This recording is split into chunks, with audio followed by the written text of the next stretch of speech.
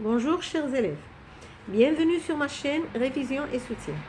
Alors après avoir terminé l'analyse du roman autobiographique de Ahmed Sfraoui, La boîte à merveilles, on attaque aujourd'hui un autre genre, c'est le théâtre. Et donc la pièce qui est au programme de la première année, c'est Antigone. Elle est composée en 1942. On fait d'abord la fiche de lecture. Sa date de parution est le 4 février 1944. Elle a été représentée pour la première fois dans le théâtre de l'Atelier à Paris. Elle fait partie des pièces noires. C'est une tragédie.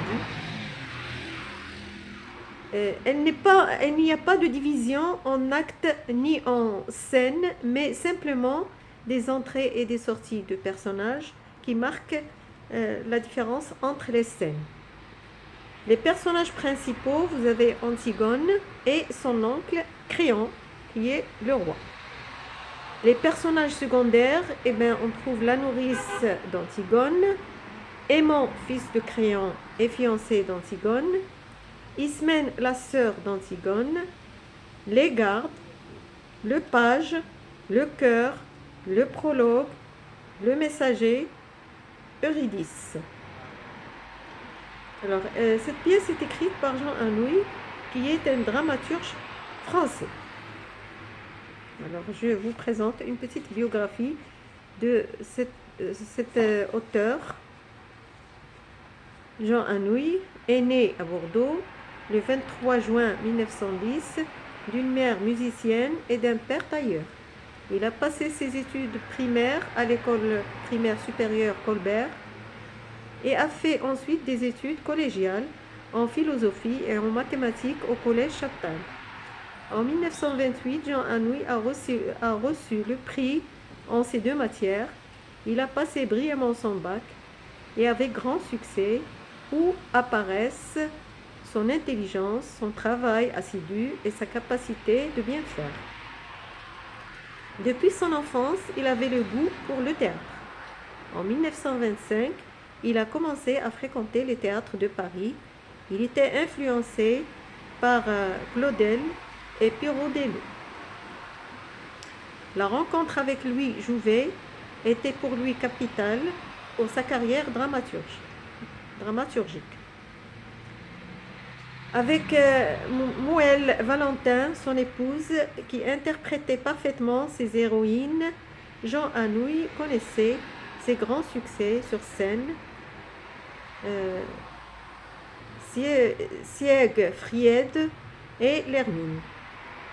Sur le plan technique, sa rencontre avec des metteurs en scène de grand calibre comme Ludmila Pitoev, Georges Pitoev et André Baroque ont fait de Jean Anouilh l'un des grands auteurs célèbres. Cependant, l'exécution de son ami Robert Brasilac, le 6 février 1945, fut ressenti comme un échec personnel et le poussait à s'isoler dans les arts. Il est mort en 1987. Alors, dans cette pièce de théâtre, l'auteur rapporte un petit peu la légende d'Œdipe. On va parler de la légende d'Œdipe, le poids de la fatalité, avant de lire la pièce de théâtre, parce que le père d'Antigone fait partie de cette légende. Laïos, roi de Thèbes, époux de la reine Jocaste, avait été averti par un oracle que son fils serait un jour le meurtrier de son père. Espérant tromper le destin, le roi fit abandonner son fils dans la forêt et pour éviter qu'il n'échappe aux bêtes sauvages, il le fit lier par le pied, d'où le surnom d'Œdipe, c'est-à-dire pied gonflé, que lui donnèrent ceux qui le recueillent malgré les précautions du roi. Œdipe fut élevé dans une cité voisine par le roi Polybe et la reine Péribée. qui le considéraient comme leur fils. Parvenu à l'âge d'homme, il se rendit à Delphes, où l'oracle lui révéla qu'il devait tuer son père et épouser sa mère. Oedipe quitta donc la maison de ceux qu'il croyait être ses parents. Sur le chemin de Thèbes, il fut insulté par deux hommes. La querelle tourna mal et Oedipe les tua tous deux. L'un d'eux était le vieux roi Laïos, c'est-à-dire son père, le vrai père.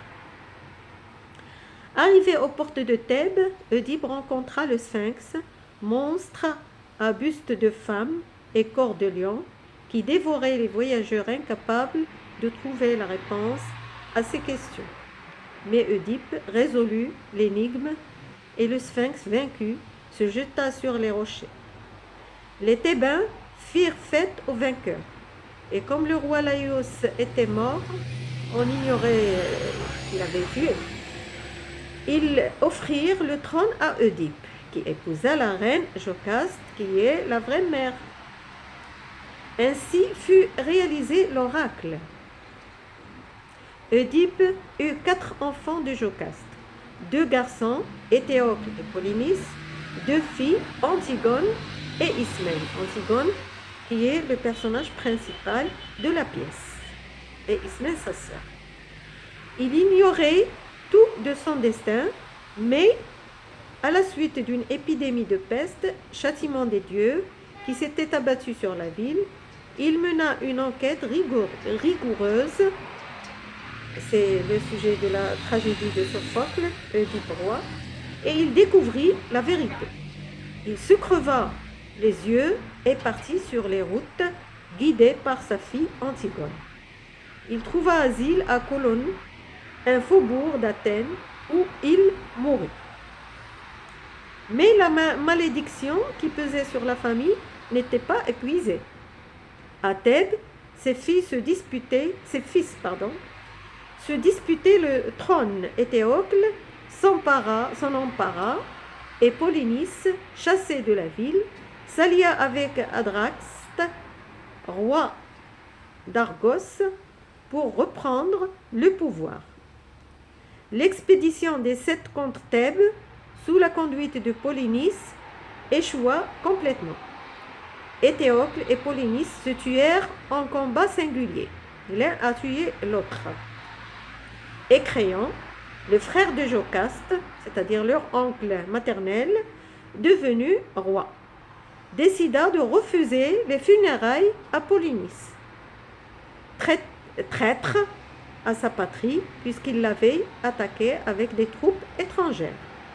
C'est alors qu'intervint Antigone pour enterrer son frère, bien que le roi l'avait interdit et avait menacé de tuer celui qui bien sûr, qui désobéit le roi.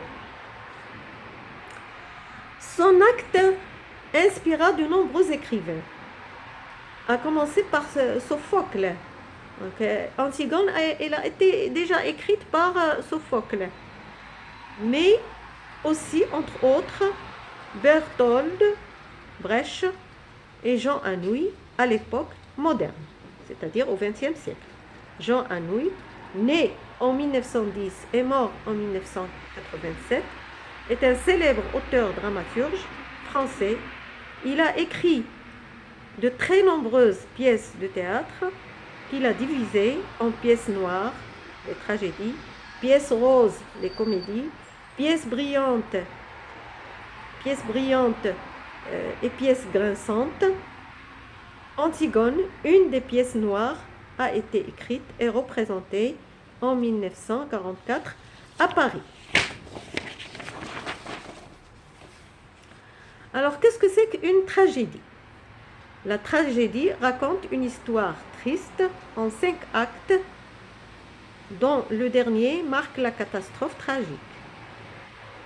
Sa visée dans le spectacle tragique permet au public de se purifier, de se libérer de ses passions à la vue d'une action inspirant la terreur et la pitié.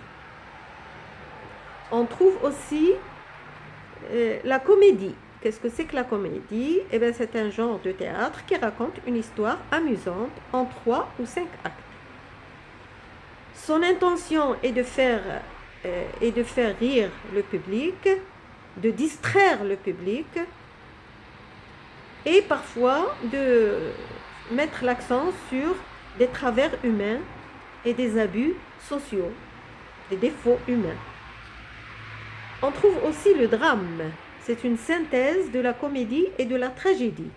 Il raconte une histoire amusante et triste en même temps.